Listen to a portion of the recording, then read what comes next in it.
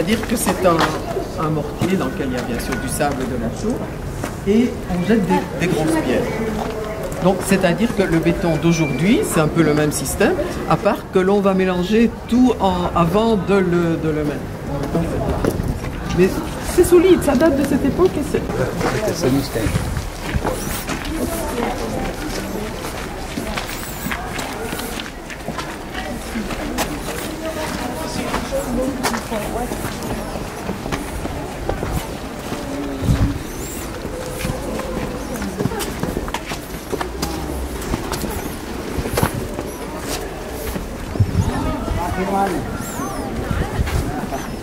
Voilà, alors normalement, maintenant il faut bien imaginer, je vais vous remontrer mon petit dessin.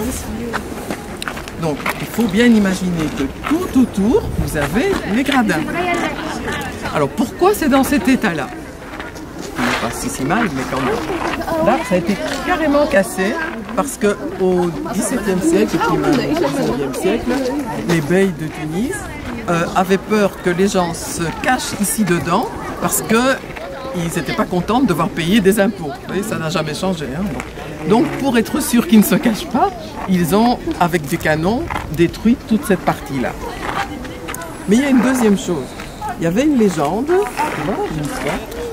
si je vais trop vite, vous me le dites. Hein, si vous comprenez. Il y a quelque chose, vous dites si vous ne comprenez pas, s'il vous plaît. Hein. Donc, on croyait, ça se disait, qu'ici, il n'y avait jamais de scorpion. Vous savez ce que c'est un scorpion? Oui.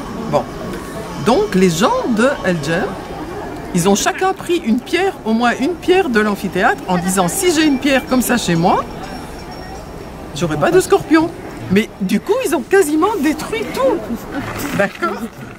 Oui, il faut vous dire que tous les bâtiments, les constructions antiques, s'il vous plaît.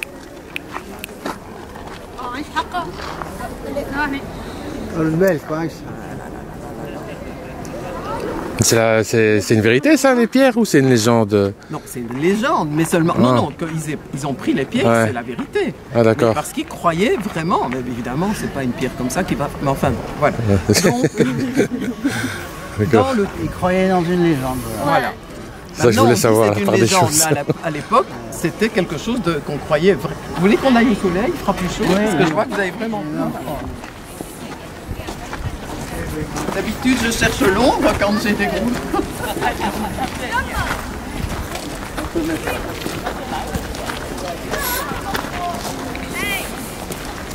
Vous venez de quel pays?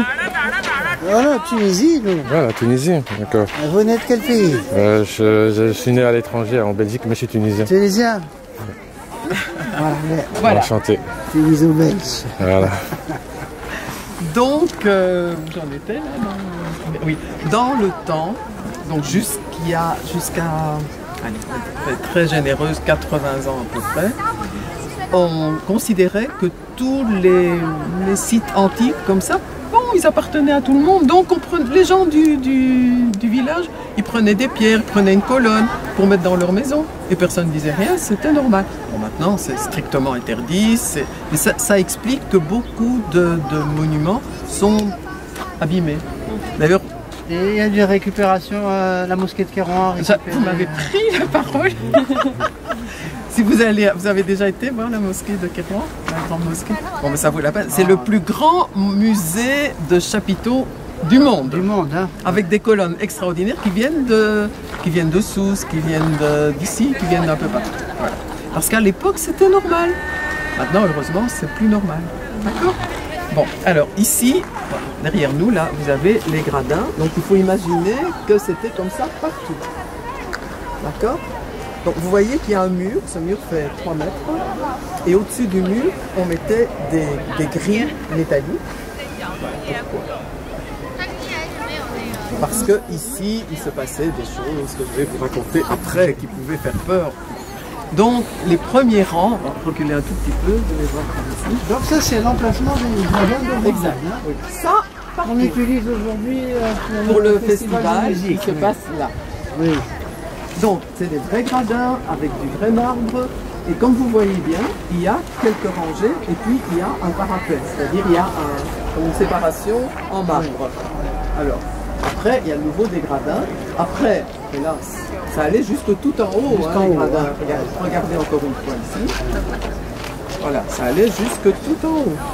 Donc voilà, les premiers rangs. Constitution, donc. Oui, oui, ça, bien sûr. Par ordinateur.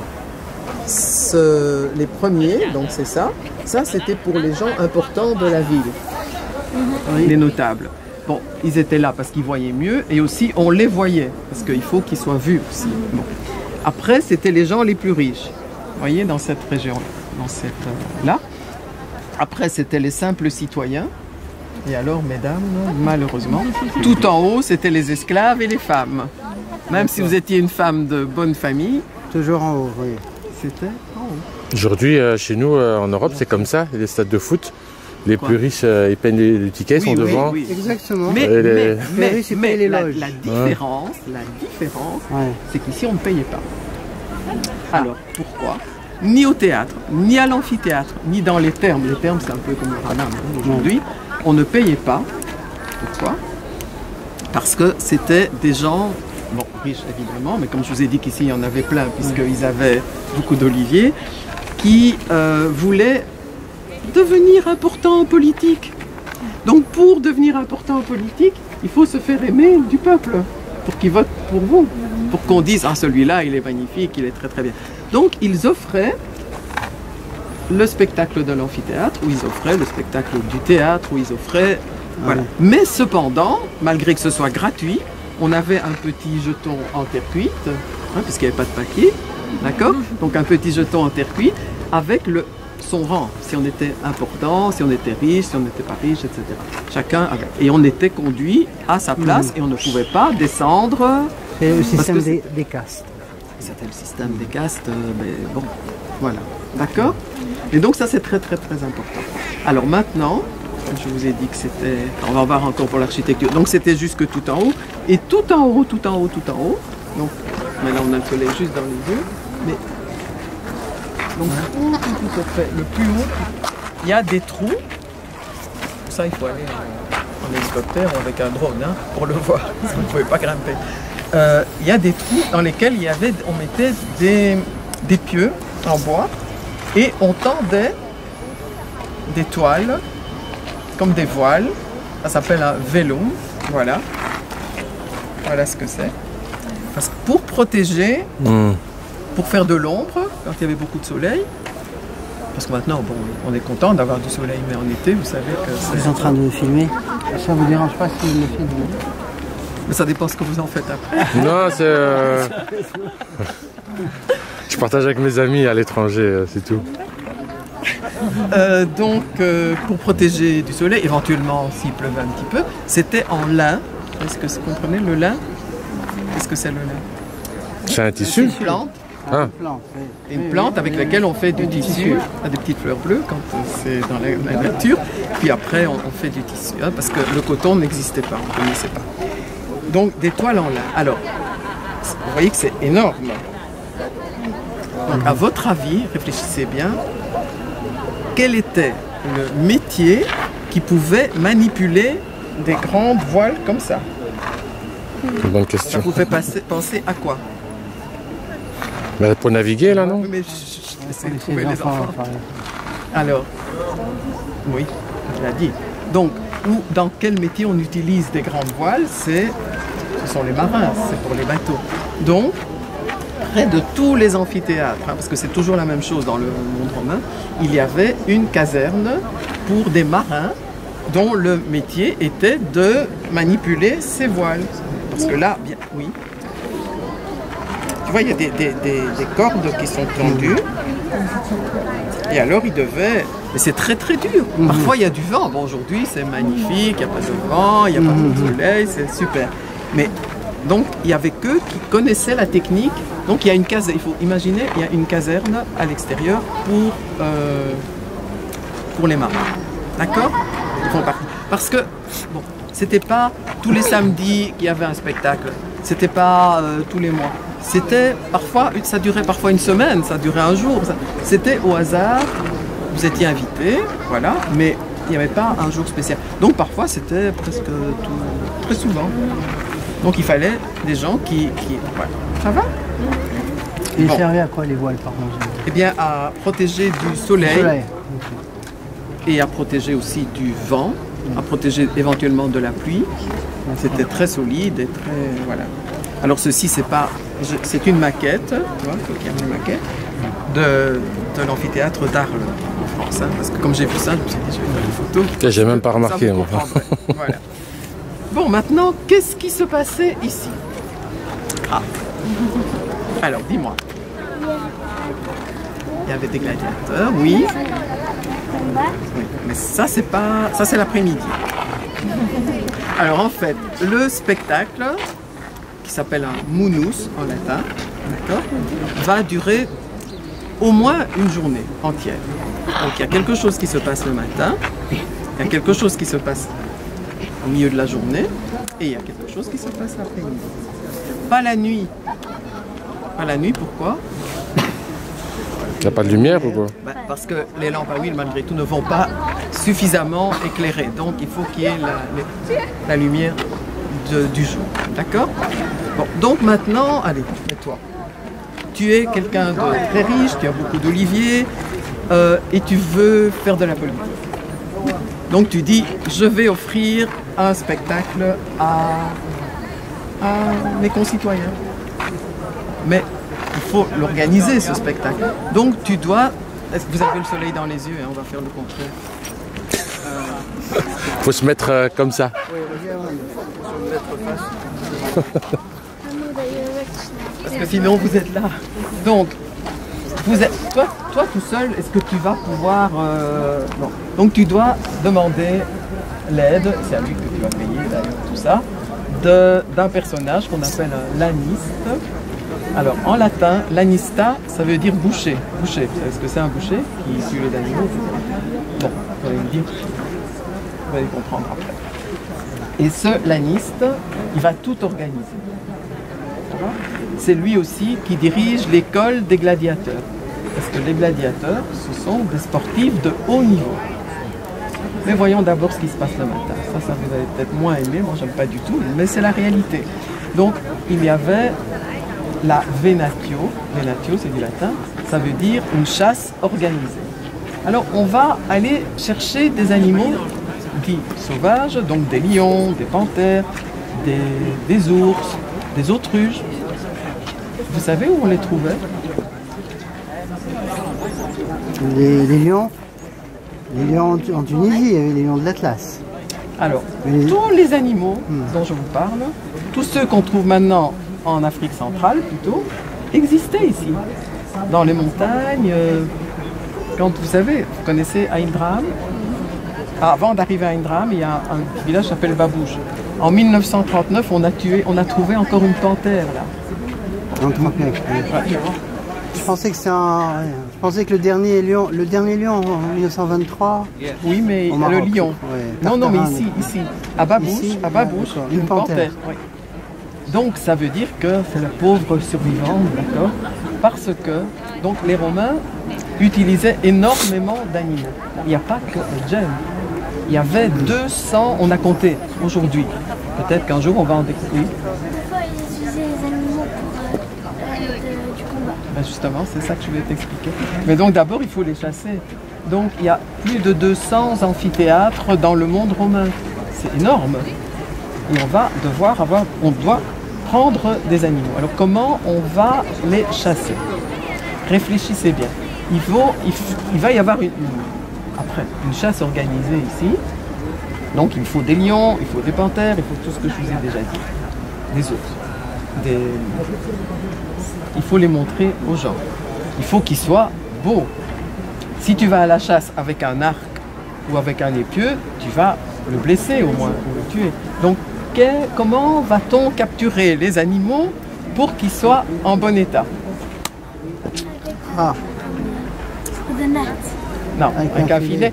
Ça, oui, avec un filet, tu peux attraper des sangliers, tu peux attraper des gazelles, tu peux attraper des autruches, mais essaye déjà d'attraper un chat avec un filet. Voilà. Bon, donc, qu'est-ce qu'on va trouver comme système? Moi, je vais vous montrer. Parce qu'il y a une mosaïque qu'on ne peut pas voir pour le moment, mais qui est à Carthage, où on voit très très bien cette chasse. Voilà. Voilà, donc on a une caisse en bois, d'accord, grande, hein, sur laquelle se trouve, vous voyez, un personnage, donc un chasseur, et ici devant, il y a une porte coulissante. Ouais, donc, pour attirer le lion ou la lionne, voyez, regardez, ça c'est la lionne qui va entrer. Mais elle voit une cage, est-ce qu'elle va rentrer dans la cage toute seule? Elle n'est pas folle. Donc qu'est-ce qu'on va mettre dans la cage? La manger. Oui, alors on va même mettre pire que ça, on va mettre une chèvre vivante mais qu'on a blessée. Donc la chèvre fait bé et l'odeur du sang, donc la lionne va, ou la lionne ou la panthère, ou le lion, et alors on ferme. C'est un piège. Et après, sur des rondins de bois, voilà, ici vous avez, c'est un peu petit mais regardez, vous voyez bien la cage et la lionne qui arrive et qui va rentrer dans la cage. Et après cette cage, sur des rondins de bois, on fait rouler soit jusqu'à ici, soit jusqu'à un bateau, si c'est pour aller à Rome ou n'importe où. Ça va? Donc ça on fait pour les animaux dangereux, je vais dire. Pas méchants, parce que c'est jamais méchant, mais dangereux. Donc on les a ici, et puis tout à l'heure on va descendre, et vous allez voir où on les laissait dans les cages. Alors le matin, donc on va mettre ici des buissons, des fleurs, on va faire un véritable parc pour le matin. Et là on va malheureusement faire sortir les animaux, et il y a des chasseurs qui vont les tuer. Les chasseurs ne risquent rien, parce que quand c'est un animal un peu, je vais dire, dangereux, il est attaché, sinon il y en a qui lancent des flèches sur les gazelles, etc. C'est assez horrible, parce que parfois, on a tué 200 panthères en une journée. Je ne sais pas si vous vous rendez compte. Et le pauvre animal, il n'a aucun moyen de se défendre. Et il est tué pour les tuer. Il est tué pour le plaisir. Pour le plaisir. Pour le plaisir des gens. Est-ce qu'on peut imaginer? Moi, j'ai beaucoup de difficultés à penser qu'on peut avoir du plaisir à voir ça. Vous allez voir cet après-midi, enfin pas cet après-midi, après on ira voir le musée et vous allez voir les mosaïques que les gens mettaient dans leur maison où on voit justement des animaux qui... Ouais. Donc le matin, c'est ça.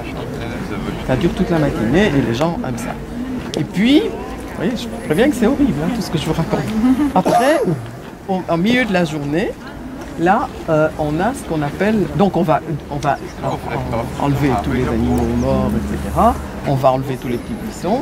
Et là, on a la damnatio ad bestia, c'est-à-dire la condamnation des condamnés à mort. Les condamnés à mort qu'on mettait au milieu de l'amphithéâtre pour qu'ils soient mangés par les panthères ou les lions. Alors, imaginons la panthère, vous allez voir, on va descendre. Donc, ils sont dans le calme et la pénombre. Est-ce que c'est un condamné à mort?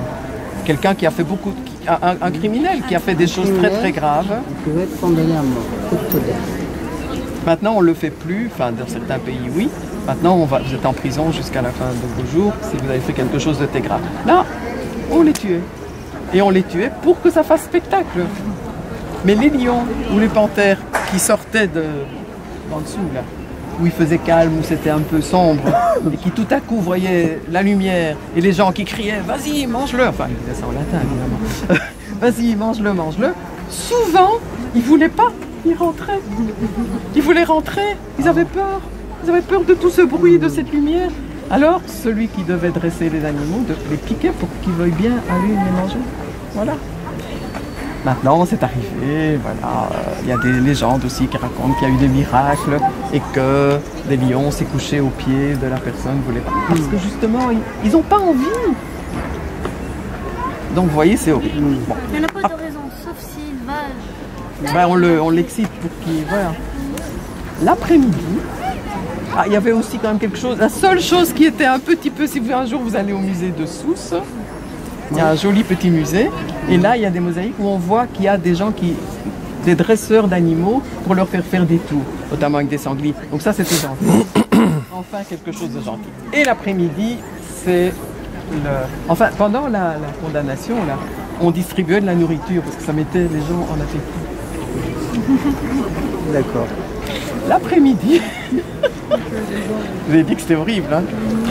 L'après-midi, ce sont les combats de gladiateurs. Alors, les gladiateurs, on est bien d'accord, ce sont des sportifs de haut niveau. Ils veulent être gladiateurs. Soit c'est des gens qui n'étaient pas très riches et qui sont costauds, hein, parce que le gladiateur, c'est un grand sportif.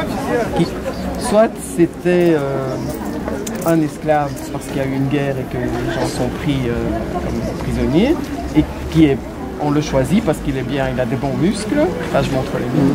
Mais je veux dire, et là, on se dit, il pourrait être gladiateur. Il y a une école, donc près d'ici, quand on ira au musée tout à l'heure, vous verrez de l'autre côté de la route, on voit des blocs de pierre. C'est un petit amphithéâtre qui servait d'école pour les gladiateurs. Donc, ils doivent s'exercer pendant 5 ans. Je ne sais pas, vous avez peut-être vu le film Gladiator, non? Oui. Bon, presque tout est exact. Donc, ils vont vraiment à l'école. Il faut aussi vous dire que quand un gladiateur gagne un combat, il reçoit de l'argent qui est équivalent de 1 an de solde d'un légionnaire. Et les légionnaires étaient déjà très bien payés. En plus, ils rentrent dans leur village, ce sont des héros, enfin comme les grands sportifs, voilà. D'accord. Comme les grands footballeurs, ils gagnent énormément, ben, c'était la même chose. Hein. Donc le but, et ça c'est très important, parce que ça dans les films on ne le montre pas. Le but, ce n'est pas de tuer l'autre. Le but, c'est de bien combattre. Allez. C'est par la chance de tuer l'autre. Par exemple, le but, ça peut être avoir la chance de tuer l'autre, de ne pas le tuer.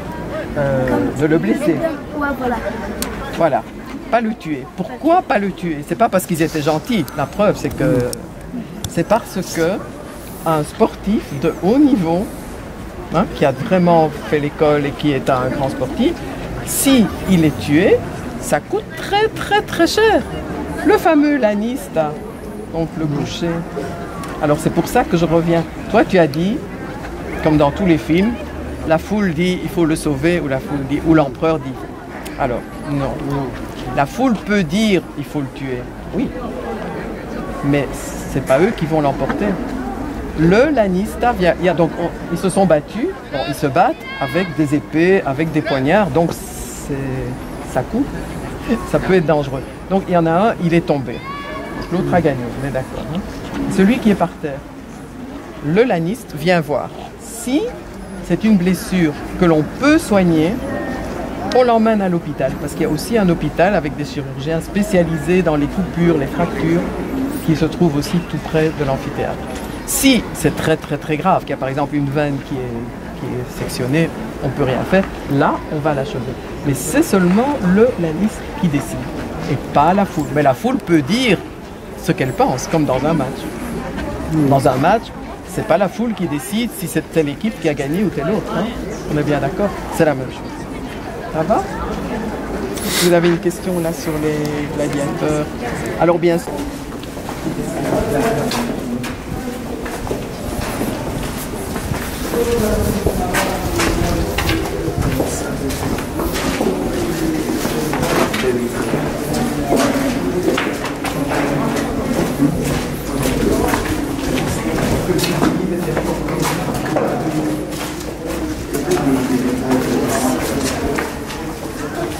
Maintenant on est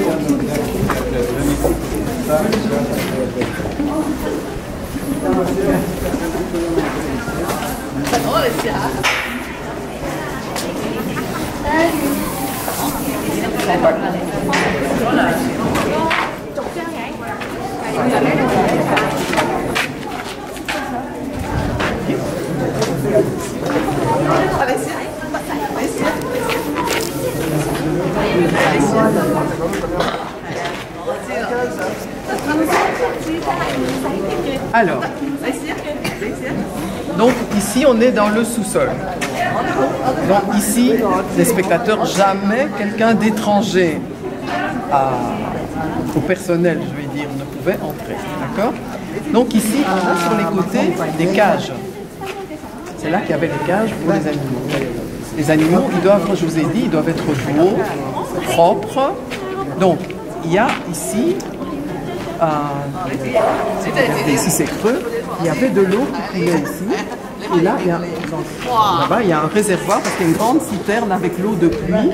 Alors, il ne pleut pas très souvent ici, mais vous savez, quand il pleut beaucoup. Donc, les réservoirs étaient pleins d'eau, ce qui permettait que les cages ne sentent pas mauvais, que les animaux soient très beaux. Il fallait qu'ils soient magnifiques. Sinon, toi qui avais offert ce spectacle, si tu amènes des animaux vilains, avec des poils tout collés, etc., on va dire ouh, tu ne seras jamais élu. Donc c'est raté. Donc il faut que ça soit magnifique. D'accord? Maintenant, il y avait un système. Vous montrez. Sur les côtés. Alors, il n'y a pas quelque chose qui vous paraît quand même bizarre? Parce qu'il y a une grille là. Tout ce que je vous ai raconté. Qu'est-ce qui va se passer? Je vous ai dit, on met du sable et. Ça va tomber. Bien sûr, tu as raison. Donc au moment des spectacles, on met des planches en bois et tout est fermé. Donc ici, il fait noir. C'est pour ça que les animaux, ils sont dans le noir, ils sont tranquilles, il fait frais. Vous sentez la différence de température ici? Donc ils sont bien, ils sont tranquilles. Et puis tout à coup, on va les monter et venez voir ici. Vous voyez, il y a encore un trou avec une grille. En fait, ce sont des ascenseurs, ce sont des monte-charges, comme ça. Voilà. On met un animal, par exemple, ou des gladiateurs, ça dépend. Et qui allait sortir d'une trappe. Si vous avez vu le film Gladiator, je crois on voit ça. Donc c'était ici, ce sont des ascenseurs de chaque côté. Donc voilà, qui sont manipulés. Bon, c'est pas électrique non plus, c'est manipulé par un treuil, vous voyez. On tourne. Et ça fait monter soit les animaux, soit des gladiateurs. Donc les gens qui voyaient ça, ah, tout à coup il y a un animal qui apparaît, c'est extraordinaire. Ici, de chaque côté. Et ça, c'est dans tous les amphithéâtres. Mais on a la chance ici, à Gênes, de pouvoir descendre, de voir ça. Même à Rome, on ne peut pas voir ça. On ne peut pas à Rome. Mais non, parce qu'on ne peut pas descendre, parce que c'est cassé. Donc on voit d'en haut qu'il y a eu quelque chose, mais on ne sait pas clair. Par contre, à Oudna, vous connaissez Oudna? Bon, là, on a découvert aussi un amphithéâtre qui est très très bien. Et maintenant, on peut descendre, et on voit aussi les... Donc ça, c'est quelque chose de classique. Hein. C'est pas parce que c'est à Gênes, c'est dans les amphithéâtres, c'était comme ça. Mais ici, on a la chance de le voir. Donc voilà, c'est ça, des ascenseurs pour monter, soit voilà, un animal. Hein. Voilà. Donc, est-ce que vous avez une question sur l'organisation? Sur les